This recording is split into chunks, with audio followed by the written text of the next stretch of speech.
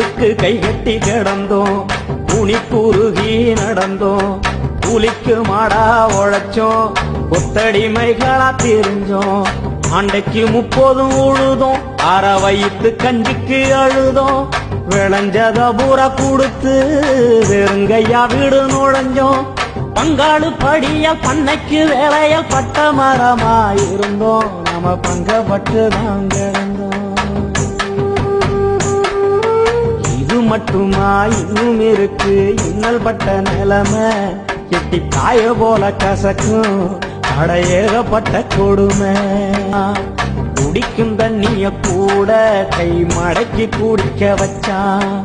இடுப்புல துண்ட கட்டி நம்மளை எப்பவும் கும்பிட வச்சான். சட்டைய சுருட்டி எடுத்து அடக்கத்துல வச்சான்.